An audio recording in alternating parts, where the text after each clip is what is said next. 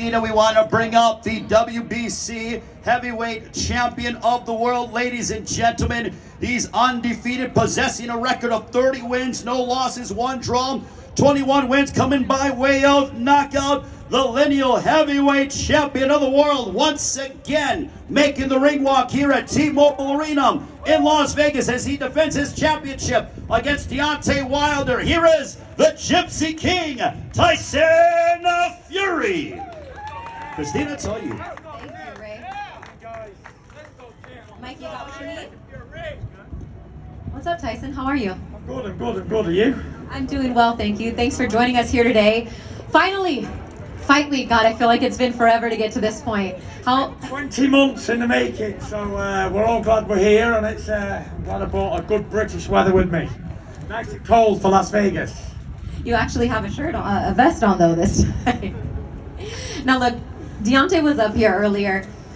Malik Scott, focused, ready to go. I know you don't pay attention to social media, you don't pay attention to what has been said, but he was asked about if he was going to be a more refined or a brand new Deontay Wilder, and he feels like it's going to be the reintroduction of him. Do you really feel that there's anything new in this amount of time that has passed that the world could see from him?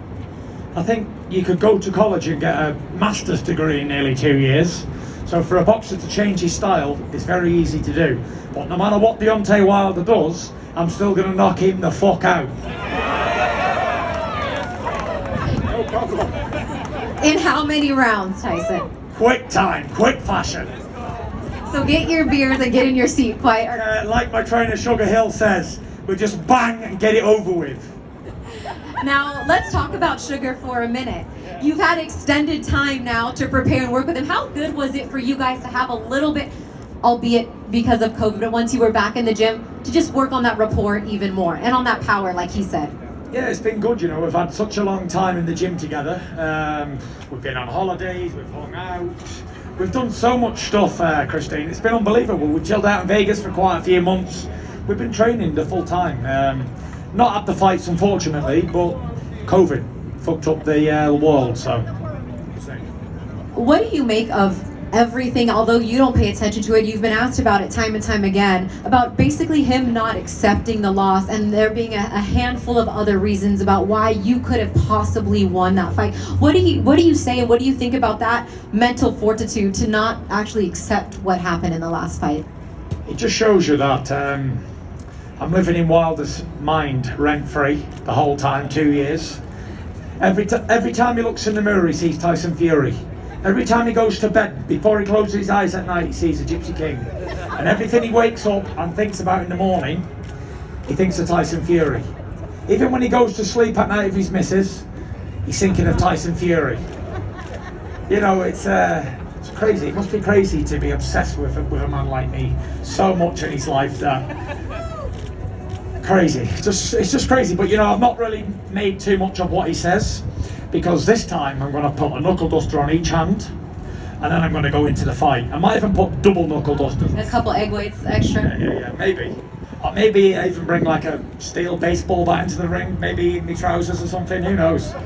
Can't tell with the Gypsy King. I'm magic. I'm like Houdini. Let's go, champ. Yeah. Much of you said that this is not round 1 of the 3rd fight, but instead round 20. For those people that were under a rock or have not watched either of the 2 fights or are still even on the fence about coming out to Las Vegas and joining us, what can they expect from the Gypsy King in round 20 of this 3rd fight? We're just going to get straight on the front foot, straight at him, and start trading straight away from round 1. You know, Wilder's the biggest puncher in the history of our sport.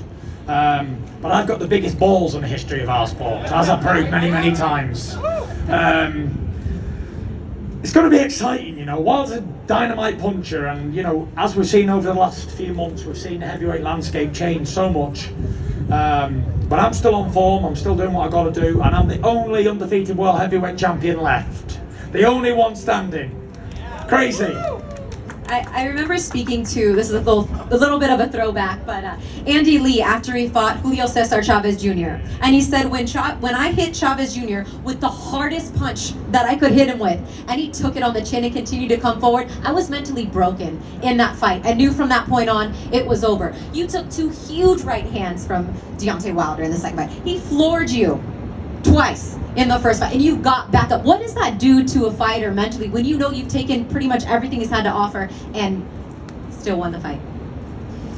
You know, I've never experienced it because I've never actually, someone's never done that to me. But Wilder's still thinking about what happened in 2018. How the fuck did he get up in round 12 after being knocked out? It's like you hit a guy with your best shot, you knock him out, he gets back up, gets back into you, and then does exactly what he says he's going to do in the rematch, and takes me out, you know. So there's not much I can say. I'm not here to slate Deontay Wilder. He is what he is. Oh, now. Honestly, I think the guy's a real piece of shit. He's a real piece of work, and nobody or nothing will ever change my mind. When we was first going to fight, I thought he was a decent man, like a family man, you know, doing it for his kids and all that. But now I know he's a real piece of garbage, piece of rubbish. And I'm going to knock him spark out on Saturday night, and I cannot wait to get him in that ring and give him a good hiding, for sure. I might even take it slow with him. I might take it slow and punish him, make him say no mas. Okay, a little no mas in there. All right, we're going to open it up for the fans, actually for the media to ask some questions. I feel like we're getting close. I know, come over here. Shall we dance, Tyson? Yes. I would love to dance. Right, where's the DJ? Hit the music! Hit it. You say. All right, we're going to go. Gareth has a question right here. Go ahead, Gareth. Tyson, do you have to be at least a little cautious that he may have improved in the last 20 months under Malik Scott and Don Howes? I'm really hoping he's improved because I'm here for a fight and I want a challenge. I didn't come all over America and be undefeated for 13 years not to get a challenge, Gareth. You know me, harder the challenge the better I fight. So hopefully he comes, and I hope he's 50-60% better than he was last year or the year before, because I know I've got better, and I don't need to get better because there's an old saying, if it's not broke, don't fix it. So we'll see, but I believe I've improved 40% than I was before. So if he hasn't, then he's in for a real beating, for sure. And finally, you have a home here, you're licensed here. He's American, but do you feel like the home fighter? For sure, this is Las Vegas. I was built and born for this. Las Vegas is the home of the Gypsy King, for sure. I mean, look at the outfit. Is he not? Is he not ready for Las Vegas? All right, next question, right over here. Tyson, do you feel that this is a do-or-die fight for Deontay? A win in his career is done? When I beat him this time, his career's over. Just like if AJ loses again to Usyk, his career's over too. So, yeah, he really needs a win, but he ain't getting it, that's for sure.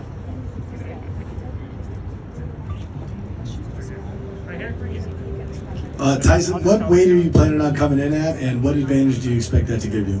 I'm going to come in at heavyweight, and you know, what do you think, Christina? Like 270-ish, maybe? No, you didn't say that before. 265 is what I said. It's all a guess. Yeah, it was a good guess. It was a good guess. But listen, it doesn't really matter what weight heavyweight comes in at. Whether he comes in at 210 pounds or he comes in at 310, it's really unimportant, you know. I recently watched a documentary on the great Sonny Liston, and they said he was the first of the real big men. He weighed 215 pounds and he was 6'1". So anybody can knock anybody out in any size. A little man can knock out a big man, as we've seen with David and Goliath all them years ago.